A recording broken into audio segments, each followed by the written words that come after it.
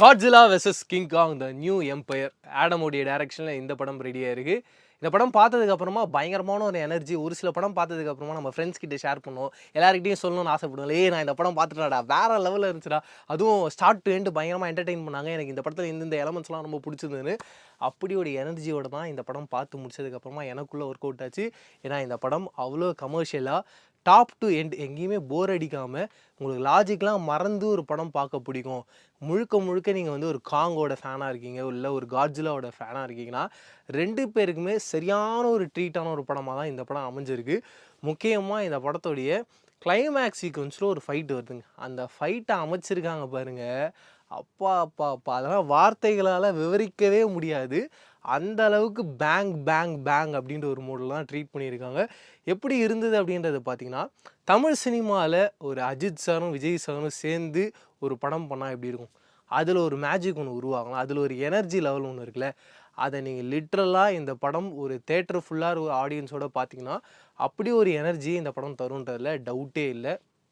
ஏன்னா அந்த ஹீரோஸோடைய கேரக்டரைசேஷன் அமைச்சிருக்கிறதே அப்படியா இருக்குது. காங்கை பொறுத்த வரைக்கும் நீங்கள் பார்த்தீங்கன்னா ரொம்ப அன்பானவனா, யாருக்காவது ஒரு பிரச்சனை அப்படின்னா இறங்கி அடிக்கிற ஒரு ஆளா, அதுவும் எப்பயுமே குளிச்சு முடிச்சுட்டு சுத்தமாக இருக்க ஒரு ஆளா, அப்படி ஒரு கேரக்டரைசேஷனோட ஒரு ஆர்க்கோடு அந்த கேரக்டரை அணுகுன விதம். இன்னொரு பக்கம் காட்ஜிலா, ஏதோ ஒரு பிரச்சனை இங்கே வந்து இயற்கைக்காக நடக்குது அப்படின்னா, எவன் அதுக்கு குறுக்க வந்தாலும் அவனை அடித்து துவம்சம் பண்ணிட்டு அவனை சாகடிக்கிறது தானே என் வேலை அப்படின்னு சொல்லி அந்த நோக்கத்தோடு அப்படி போகிறது. இவங்க 2 பேரும் ஒரு பாயிண்டில் மீட் பண்ணுறாங்க. எப்பயுமே அந்த ஒரு பாயிண்ட் ரொம்ப முக்கியமாகவும் பயங்கரமாக ஆடியன்ஸை எதிர்பார்க்க வச்சுட்ருக்கும். அப்படி ஒரு பாயிண்ட் வந்ததுக்கு அப்புறமா அங்கே ஒரு மேஜிக் நடக்குது.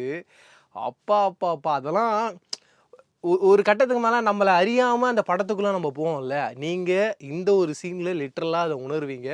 அதுக்கப்புறமாவும் அந்த சின்ன காங் அண்டு இந்த பெரிய காங்குமான அந்த ஒரு நட்பு, அந்த ஒரு பாண்டிங், அது எனக்கு என்ன புரிய வச்சாங்கன்னா, அந்த சின்ன காங்கை பொறுத்த வரைக்கும் இந்த படத்தோடைய லைஃப்பில் இதுக்கு முன்னாடி ஒரு கெட்ட நிறைய குரங்கு கூட வளர்ந்துக்கிட்டு இருக்குது. அப்போ அதோடைய கேரக்டர் ரொம்ப கெட்டவனாக இருக்குது.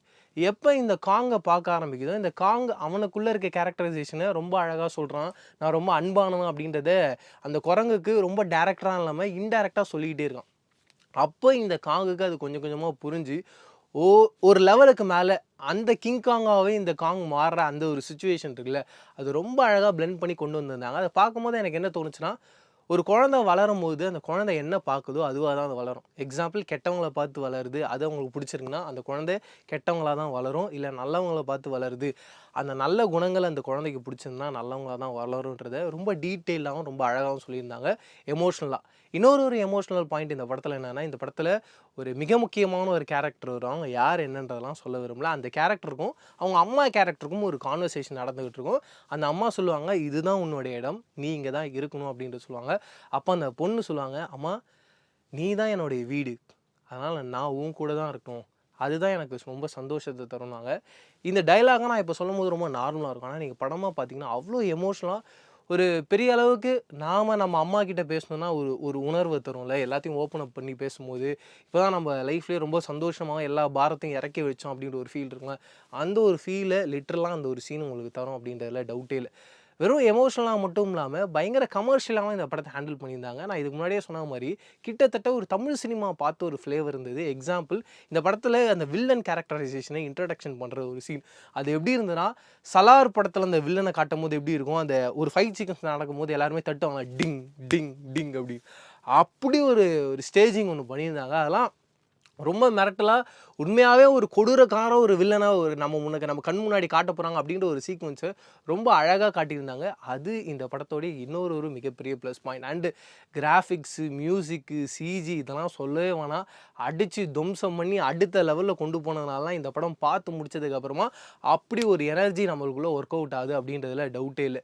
இன்னொரு பாயிண்ட், இந்த படத்தில் எங்கெங்கன்னா டீட்டெயிலாக காட்டியிருந்தாங்கன்னா, இந்த படத்தில் காங் வந்து ஒரு வேல்கனோவை தாண்டறதுக்காக மிகப்பெரிய ஒரு எலும்பு கூண்டு மேலே தான் நடந்து போகும்.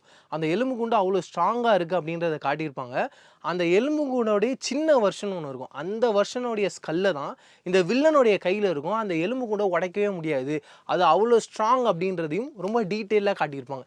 இப்படிப்பட்ட டீட்டெயில்னஸ் இன்னும் கதைக்குள்ளே நிறைய டீட்டெயிலாக சொல்லலையோ அப்படின்ற ஒரு கேள்வியும் எனக்கு இருந்தது. எக்ஸாம்பிள் எந்த இடத்துலலாம், இந்த வில்லன் காங் கிட்ட ஒரு மிகப்பெரிய சக்தி வாய்ந்த ஒரு கல் இருக்குது. அந்த கல்லை வச்சு வேறு ஏதோ ஒரு ஒரு ஒரு மெட்டீரியலை அவங்க வந்து கண்ட்ரோல் பண்ணுறாங்க. அது என்னன்றதை நான் சொல்ல விரும்பல.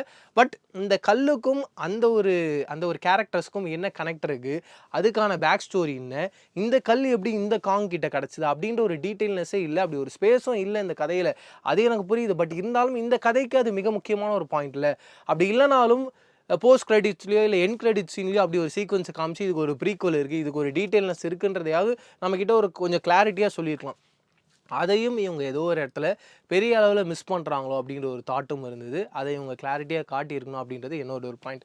இன்னொரு பாயிண்ட், வில்லன் டீமில் வந்து நான் இதுக்கு முன்னாடியே சொல்லியிருந்தேன், சலார் படத்தில் வரா மாதிரி எல்லாரும் ஏதோ மைனிங் பண்ணிகிட்டே இருக்காங்க.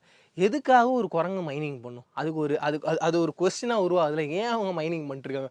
அதையும் பெரிய அளவில் எதுவுமே டிஸ்கிரைப் பண்ணாமல் அவங்க எல்லாம் மைனிங் பண்ணிட்டுருக்காங்க, அவங்க எல்லாரையும் கொடுமைப்படுத்திக்கிட்டு இருக்காங்க அப்படின்றத மட்டும் பேரளவில் காட்டிட்டு போனதும் இந்த படத்தோடைய இன்னொரு மைனஸ் பாயிண்ட்டாக பார்க்குறேன். பட் ஓவராலாக எனக்கு இந்த படம் பார்த்து முடிச்சதுக்கப்புறமா ஒரு பக்கா கமர்ஷியல் படம் பார்த்துட்டு ஃபுல் எனர்ஜியோட வெளியில் வரும்போது எப்படி இருக்குமோ அப்படி ஒரு ட்ரீட்மெண்ட் தான் எனக்கு இந்த படம் தந்தது. அதை தாண்டி நீங்கள் இந்த படம் பார்த்துருந்தீங்கன்னா உங்களுக்கு இந்த படத்தில் என்ன மாதிரி நினச்சினா பிடிச்சிருந்து இல்லை அப்படின்றத கமெண்ட் செக்ஷனில் ஷேர் பண்ணிக்கோங்க. இதே மாதிரி சூப்பரான அடுத்த ரிவ்யூவில் சந்திக்கிறேன். அதை டடா பாபா. நான் பிரவீன் கேஎஸ். பாய்.